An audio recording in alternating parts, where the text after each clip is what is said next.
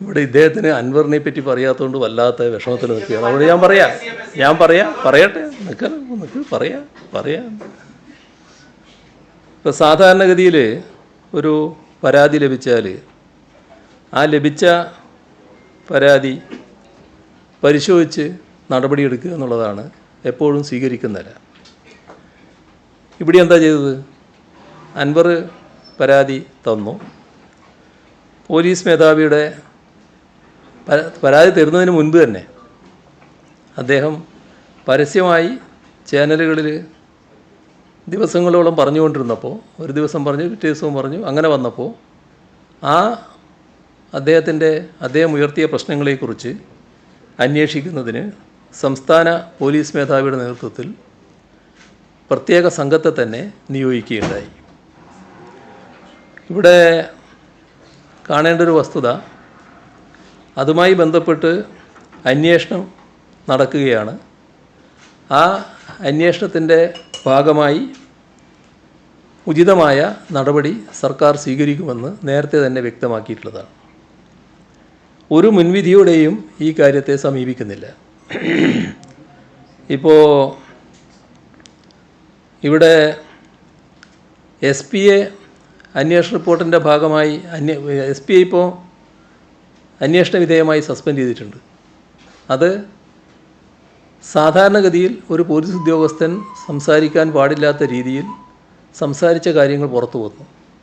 അതിൻ്റെ മേലെയാണ് ആ നടപടി ഉണ്ടായിട്ടുള്ളത്. ബാക്കി കാര്യങ്ങൾ അന്വേഷിക്കുകയാണ്.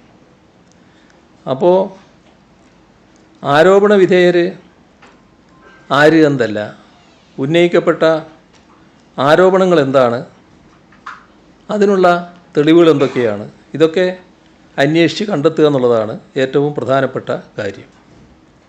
ഇപ്പോൾ ഉന്നയിക്കപ്പെട്ട ഒരു ആരോപണം പോലീസ് കള്ളക്കടത്ത് സ്വർണം പിടിക്കുന്നതുമായി ബന്ധപ്പെട്ടാണല്ലോ. ഒരു ഗൗരവമായ ഒരു ആരോപണമായിട്ട് ഉയർന്നു വന്ന ഒന്നാണല്ലോ അത്.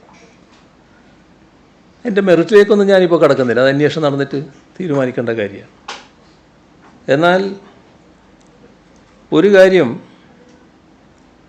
നമ്മുടെ സംസ്ഥാനത്ത് പോലീസിന് നിർഭയമായും നീതിപൂർവമായും പ്രവർത്തിക്കാനും നിയമവിരുദ്ധ പ്രവർത്തികൾ തടയാനുമുള്ള സാഹചര്യം ഉറപ്പാക്കും.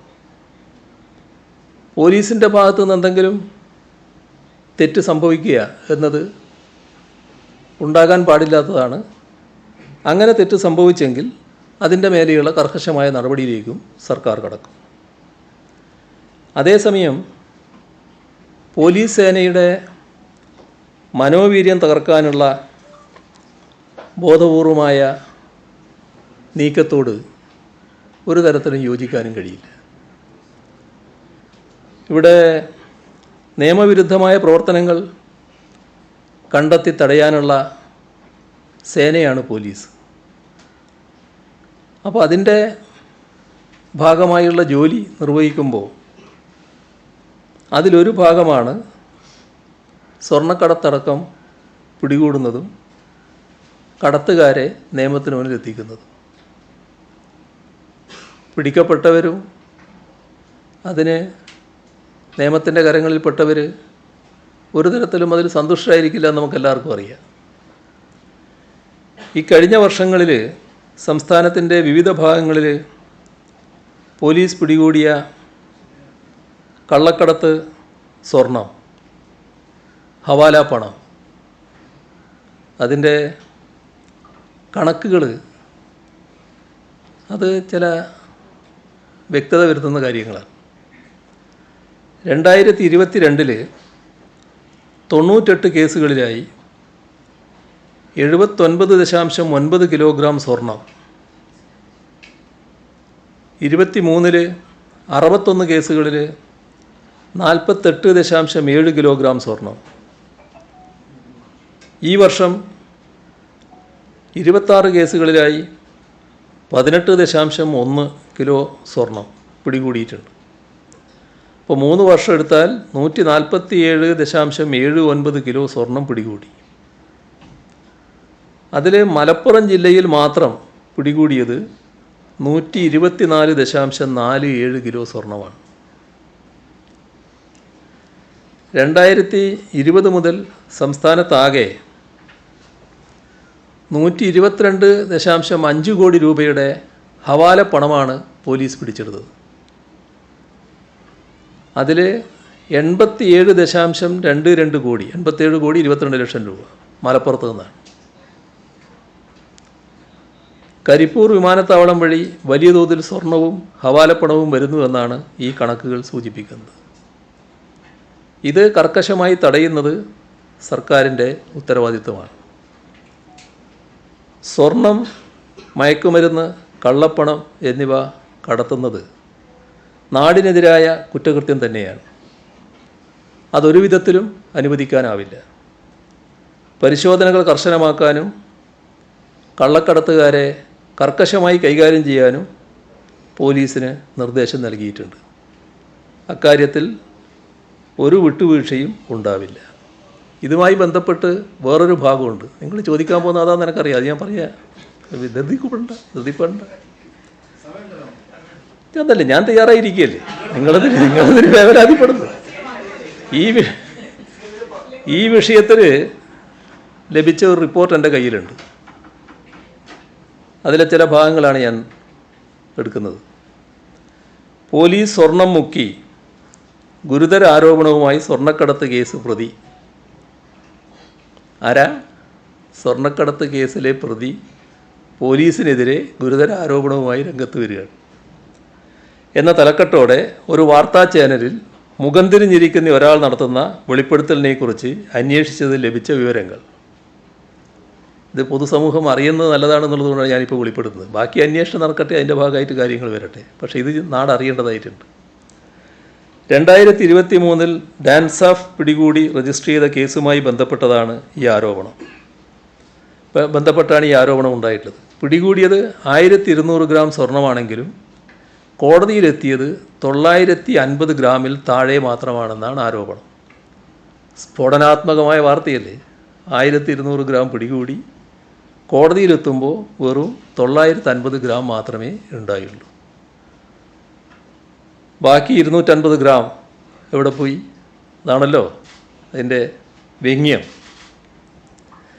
അപ്പോൾ അതിൽ ഒരു വിശദീകരണം വരുന്നത് 1000 ഗ്രാമിനും 1500 ഗ്രാമിനും ഇടയിൽ വരുന്ന സ്വർണം കടത്തിയതുമായി ബന്ധപ്പെട്ട് 2023 17, 2022 വർഷത്തിൽ 27, 2024 6 കേസുകൾ പിടിച്ചതായാണ് റിപ്പോർട്ടുള്ളത്. സ്വർണം പിടികൂടിയാൽ നിശ്ചിത നടപടിക്രമങ്ങൾ പാലിച്ചാണ് ബന്ധപ്പെട്ടവരുടെ സാന്നിധ്യത്തിൽ തൂക്കുന്നതും വേർതിരിച്ചെടുക്കുന്നതും ബന്ദോബസ്തിലെടുക്കുന്നതും. അതായത് സ്വകാര്യമായിട്ടല്ല. ആരൊക്കെയാണോ അതിൻ്റെ ആൾക്കാർ അവരെല്ലാം മുമ്പിൽ വെച്ചാണ് ഇത് ചെയ്യുന്നത്. ഇതിൻ്റെ തൂക്കലും വേർതിരിച്ചെടുക്കലും ബന്ദോബസ്തിലെടുക്കലും ഒക്കെ. ഈ റിപ്പോർട്ട് പ്രകാരം 2022, 2023, 2024 വർഷങ്ങളിൽ 1000 ഗ്രാമിനും 1500 ഗ്രാമിനും ഇടയിൽ സ്വർണം കടത്തിയതുമായി ബന്ധപ്പെട്ട് പിടികൂടിയവരുടെയും പിടികൂടിയ സ്വർണത്തിൻ്റെയും വേർതിരിച്ചെടുക്കുമ്പോൾ ലഭിച്ച സ്വർണത്തിൻ്റെയും കണക്കും വേർതിരിച്ചെടുക്കുമ്പോൾ വന്ന വ്യത്യാസവും കൃത്യമായി രേഖപ്പെടുത്തിയിട്ടുണ്ട്. എങ്ങനെയായി വ്യത്യാസം? ചില ആളുകൾ സ്വർണം കടത്തുന്നത് ധരിച്ചിരിക്കുന്ന വസ്ത്രത്തിലും അടിവസ്ത്രത്തിലുമൊക്കെയാണ്. അത് നേരെ സ്വർണ്ണാട വെക്കുകയല്ല, അത് വസ്ത്രമടക്കമുള്ള തൂക്കമാണ് പിടിക്കുന്ന അവസരത്തിൽ കാണിക്കുന്ന തൂക്കം. ഇത് വസ്ത്രം വേർതിരിച്ചെടുക്കണമെങ്കിൽ കത്തിച്ച് വേർതിരിക്കുകയാണ്. വസ്ത്രം കത്തിച്ച് വേർതിരിച്ചെടുക്കുന്ന സ്വർണ്ണത്തിൻ്റെ തൂക്കമാണ് രണ്ടാമത് കാണിക്കുന്നത്. ഇപ്പോൾ ഈ പാൻറ്റിനോട് ചേർത്തിട്ടാണെങ്കിൽ അതിൻ്റെ തൂക്കമാണ് കാണിക്കുക. അപ്പോൾ പിന്നെ കത്തിച്ചെടുത്തിട്ട് കിട്ടുന്ന സ്വർണ്ണമാണ് യഥാർത്ഥ സ്വർണം, അതിൻ്റെ തൂക്കമാണ് പിന്നെ കാണിക്കുന്നത്. ഇതാണ് രണ്ടളവുകളും തമ്മിൽ വ്യത്യാസം വരുന്നതിന് കാരണം. ഉദാഹരണത്തിന് 2022 ആഗസ്റ്റ് 8 പിടിച്ച സ്വർണം പാൻറ്റിലും അടിവസ്ത്രത്തിലും ലെയറായി തേച്ച് പിടിപ്പിച്ച രീതിയിലാണ് സ്വർണം കൊണ്ടുവന്നത്. കട്ടിയായിട്ടല്ല, വലിയ ബിസ്ക്കറ്റായിട്ടല്ല, ഇങ്ങനെ തേച്ച് പിടിപ്പിച്ചിരിക്കുക. വസ്ത്രങ്ങൾ ഉൾപ്പെടെ തൂക്കിയപ്പോൾ 1519 ഗ്രാം. വസ്ത്രങ്ങളിൽ നിന്ന് വേർതിരിച്ചെടുത്തപ്പോൾ 978.85 ഗ്രാം. ഇതാണ് വ്യത്യാസം. ഗൾഫ് രാജ്യങ്ങളിൽ പൗഡർ രൂപത്തിലുള്ള സ്വർണം വാങ്ങി ചില വസ്തുക്കൾ ചേർത്ത് മിശ്രിതമാക്കിയതിന് ശേഷം ക്യാപ്സ്യൂൾ രൂപത്തിലാക്കി ശരീരത്തിനകത്ത് വെച്ച് കൊണ്ടുവരുന്നു. അതറിയാലോ എങ്ങനെയാണ്. പൗഡർ രൂപത്തിലുള്ള സ്വർണം മെറ്റൽ ഡിറ്റക്ടർ പരിശോധനയിൽ കണ്ടെത്താതെ ഇരിക്കുന്നതിന് വേണ്ടിയാണ് ഇപ്രകാരം കടത്തുന്നത്. ഇങ്ങനെയുള്ള ക്യാപ്സ്യൂൾ മിശ്രിതം വേർതിരിക്കുമ്പോൾ സ്വർണത്തിൻ്റെ യഥാർത്ഥ തൂക്കം ക്യാപ്സ്യൂളിൻ്റെ തൂക്കത്തേക്കാൾ കുറവായിരിക്കുമെന്നാണ് ഈ റിപ്പോർട്ട് പറയുന്നത്. ഇത് ഒരു റിപ്പോർട്ട് മാത്രമാണ്, എൻ്റെ കയ്യിൽ കിട്ടിയുള്ള റിപ്പോർട്ടാണ്. ഇതുകൊണ്ടെല്ലാം അവസാനിക്കുകയല്ല. ഇത് ഉയർന്നു വന്ന കുറേ കാര്യങ്ങളുണ്ട്, അതെല്ലാം സംബന്ധിച്ച് ഗൗരവമായി അന്വേഷിക്കുക തന്നെ ചെയ്യും.